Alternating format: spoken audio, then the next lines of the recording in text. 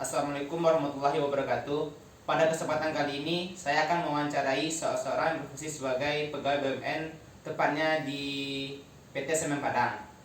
Sebelum kita lanjut ke wawancara, alangkah baiknya kita terlebih dahulu berkenalan dengan narasumber kita.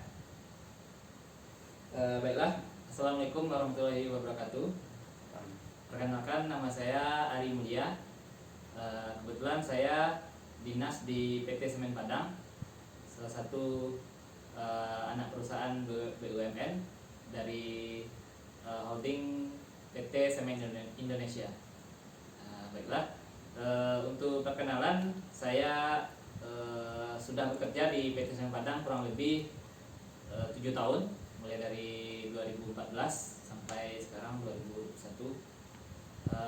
Saya bekerja di unit inspeksi pemeliharaan dan PGOH. Nah, itu ada di bawah Departemen Pemeliharaan. Mungkin demikian perkenalan singkat saya. Mungkin nanti kalau ada yang ditanyakan silahkan dilanjut. Pertanyaan pertama, Bang, kenapa sih Abang memilih sebagai pegawai BUMN untuk menjadi cita atau emang dari kecil ingin menjadi pegawai BUMN? Oke, untuk pertanyaan ini sebenarnya saya dari awal tidak begitu bercita-cita, tapi karena ada kesempatan, jadi saya coba ambil peluang itu, dan alhamdulillah ternyata saya diberi kesempatan untuk bekerja di salah satu BUMN di Sumatera Barat. Berarti kalau waktu masuk BUMN tepatnya di Semen Padang dulu, Bang, masuknya dengan cara apa, Bang? Misalnya dengan cara dites atau apa, Bang? Oh iya, di Semen Padang memang cara untuk rekrutmennya itu semuanya melalui tes. Ada beberapa jenjang atau tingkatan tes. Yang pertama untuk strata 1, nah itu yang paling tinggi. Itu biasanya diperuntukkan atau dibuat untuk penerimaan level manajemen. Sedangkan selanjutnya di bawah itu ada penerimaan tingkat D3, atau di dalam penerimaannya disebut dengan technical trainee. Sedangkan yang S1 itu biasanya yang untuk manajemen itu disebut dengan manajemen trainee. Nah, setelah sudah ada dua, pertama S1, yang kedua D3, yang berikutnya adalah tamat SMA atau operator trainee. Jadi ada 3 tingkatan untuk masuk ke Semen Padang. Nah, seperti itu. Waktu dites itu apa sih tesnya, Bang? Oke, tesnya ada sekitar kalau saya tidak salah ada sekitar 4 kali tes. Yang pertama yaitu tes tulis. Yang ini pertanyaannya menyangkut psikologi. Setelah itu soal-soal umum. Selanjutnya jika lulus tes tulis pertama, lanjut tes tulis kedua. Ini lebih ke arah kejuruan. Misalnya seperti saya jurusan teknik elektro. Jadi pertanyaannya menyangkut elektro. Gitu juga untuk bidang keahlian lainnya seperti sipil, mekanikal. Itu menyangkut bidang masing-masing. Tes yang ketiga itu tes kesehatan. Tes kesehatan. Kita dicek mulai dari kebugaran, ada semuanya dicek, urin, darah, semuanya dicek. Selanjutnya tes wawancara. Yang ini mungkin bagian paling pentingnya, paling agak sulit situ berarti. Iya, ini paling akhir karena ini penentu, ya betul. Ini penentu untuk kita bisa atau tidaknya nantinya lulus. Apa sih kalau kerja di BUMN tuh suka dan dukanya, Bang? Kerja di BUMN suka dan duka. Sebenarnya selama saya bekerja di BUMN lebih banyak sukanya sebenarnya. Kalau dukanya mungkin sesekali ada juga. Misalnya kayak keuntungan perusahaan, misalnya tahun lalu itu penjualan jelek, ya kita imbasnya kita juga penerimaan tunjangannya juga sedikit. Itu aja paling kalau untuk dukanya. Kalau untuk sukanya mungkin lebih banyak. Sukanya lebih banyak ya, terutama itu dari segi kesejahteraan seperti jaminan kesehatan. Nah, itu semuanya ditanggung oleh perusahaan. Alhamdulillah ditanggung oleh perusahaan. Dan juga di sini ada juga untuk semacam nantinya kalau kita udah pensiun, nah, terus kita ada juga tunjangan, iya seperti itu. Jadi dari segi kesejahteraan cukup bagus atau lumayan bagus ya, karena PT Semen Padang adalah satu perusahaan yang cukup besar, salah satu yang cukup besar di Sumatera Barat. Ya, mungkin seperti itu. Nah, sini juga mau nanya Bang, apa sih bedanya BUMN dengan BUMD Bang? Oh iya, BUMN dan BUMD. Kalau BUMN itu skalanya lebih ke nasional.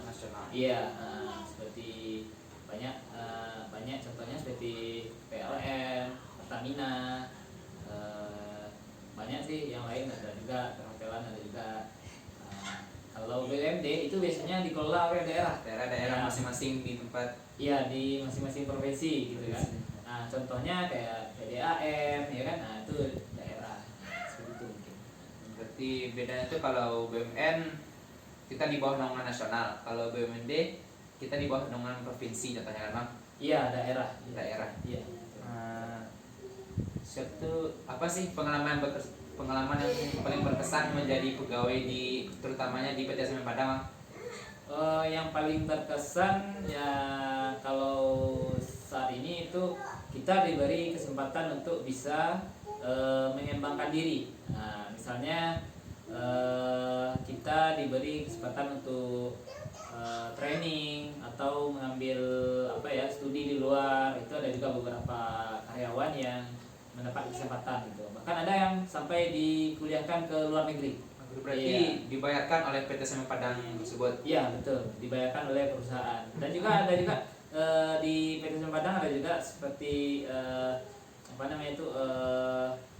pemilihan karyawan terbaik. Itu ada juga rewardnya, misalnya diberi kesempatan menunaikan ibadah haji, itu dibayarkan oleh perusahaan. Nah, ada juga yang lainnya, banyak juga yang berkesan. Apa sih yang pendidikan yang harus kita kecap untuk masuk ke BUMN itu sendiri Bang? Untuk pendidikan yang harus dikecap atau ditempuh itu sebenarnya pendidikan umum. Pertama kan pendidikan umum seperti SMA atau MAN atau SMK itu sebenarnya punya kesempatan untuk bisa berkarir di Semen Padang atau di perusahaan BUMN. Karena di BUMN kan ada penerimaan untuk kelas atau tingkatan operator trainee. Oh, berarti kalau operator trainee itu tamatan SMA berarti paling rendah. Tamatan SMA yang diterima paling rendah. Nah, itu mungkin ada kesempatan di sana. Selanjutnya kalau mau melanjutkan ke jenjang pendidikan yang lebih tinggi, itu bisa juga misalnya menempuh diploma 3 misalnya kan, atau sarjana gitu. S1 itu sangat bisa sekali gitu. Misalnya itu ada tingkatannya di penerimaan technical trainee.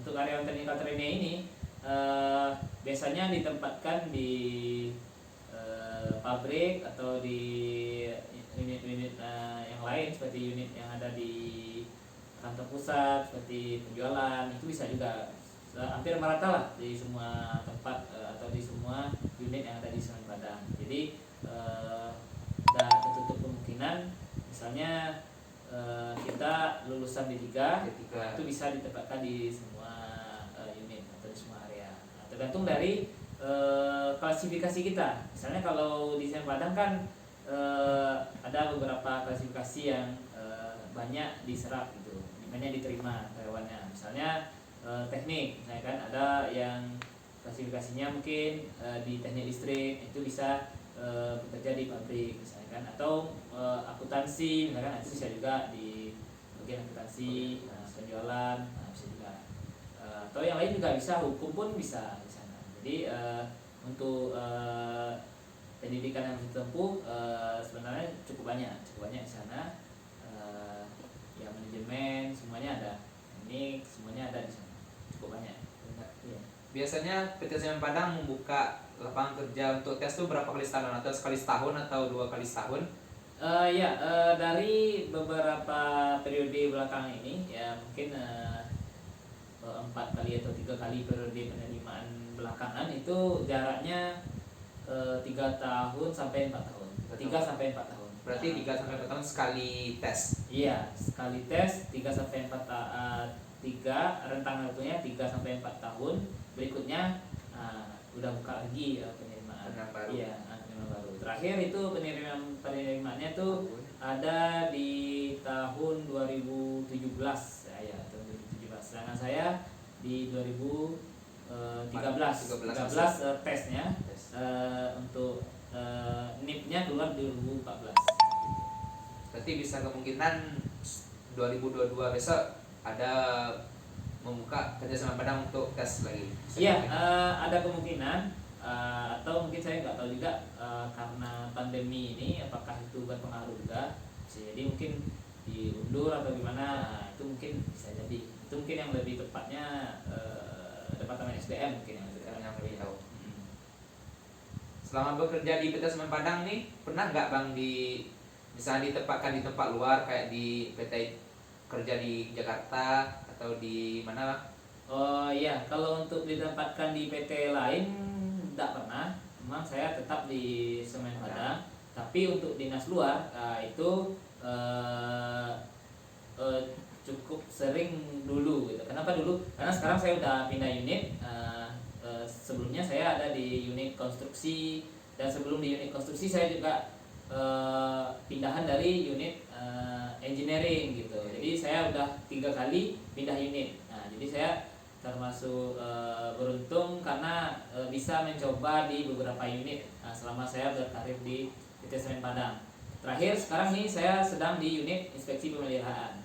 Nah, waktu saya di unit engineering dan unit konstruksi itu saya ada beberapa kali diberi kesempatan untuk dinas luar ke area luar di luar Sumatera Barat gitu. Misalnya ke daerah Dumai di Riau. Saya juga pernah di sana sekitar 3 bulan karena ada proyek di sana. Waktu itu saya masih di unit engineering.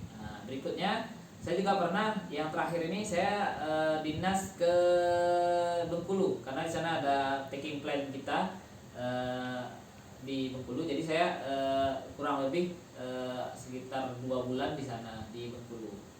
Sedangkan untuk dinas luar lainnya itu saya pernah diberi kesempatan untuk training beberapa kali itu di Jakarta, dan ya saya juga pernah diberi kesempatan untuk mengikuti sebuah event di daerah Surabaya. Itu juga perusahaan yang mengirim saya ke sana.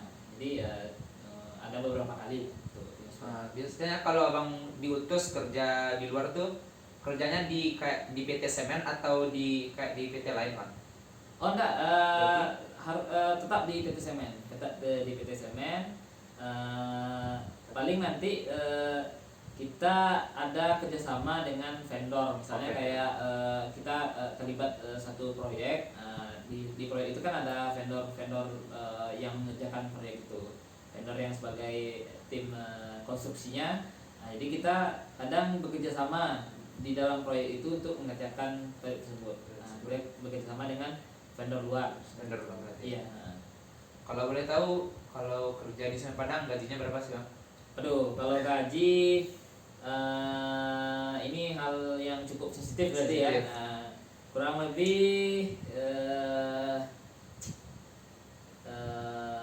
berapa ya? Mungkin sakawi badak. Sakawi badak. Ya, ya segitu aja. Tidak terlalu banyak ya. Yang penting cukup untuk bulanan. Iya. Iya.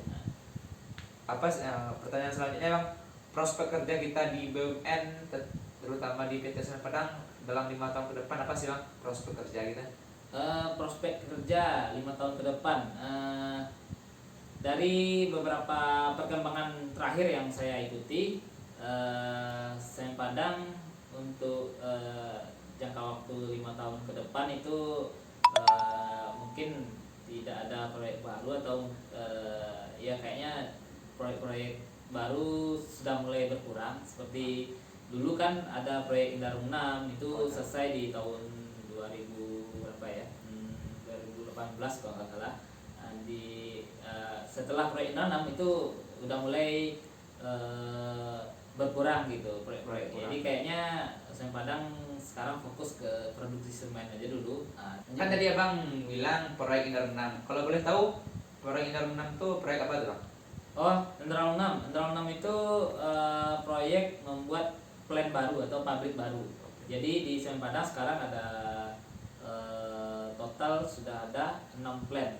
Tapi yang aktif itu 5 plant. Yang satu plant lagi Indarung 1 itu udah dimuseumkan. Cuma untuk finish millnya masih jalan. Nah, jadi bukan semua Indarung 1 itu di stop. Nah, finish millnya masih dipakai. Jadi Indarung 6 itu adalah nama pabrik. Nama pabrik. Iya, nama pabrik kecil berarti dari pabrik Semen Padang. Iya, dia kan Semen Padang itu ada beberapa pabrik. Di dalamnya ada 6 pabrik tadi kan. Salah satunya itu pabrik Indarung 6. Ini namanya Indarung 6. Jadi ada Indarung 1, Indarung 2 sampai Indarung 6. Jadi Indarung 6 itu proyek pembuatan pabrik baru seperti itu. Itu cukup besar dananya. Saya lupa berapa totalnya. Tapi itu termasuk salah satu pabrik yang besar di Semen Padang gitu ya. Yang ada di daerah Sumatera Barat gitu ya. Nah, jadi untuk produksinya juga Indarung 6 yang paling tinggi dibanding pabrik lainnya. Indarung 5, Indarung 4 itu masih di bawah Indarung 6 berarti produksi semennya. Produksi semennya ya gitu. Oke bang. Cukup sekian pertanyaan dari Cendi bang. Apabila ada salah mohon dimaafkan. Sekian wawancara saya dengan Bang Ali yang bekerja di PT Semen Padang. Saya akhiri wawancara saya. Wabillahi taufiq wal hidayah. Wassalamualaikum warahmatullahi wabarakatuh. Waalaikumsalam warahmatullahi wabarakatuh. Terima kasih bang. Ya.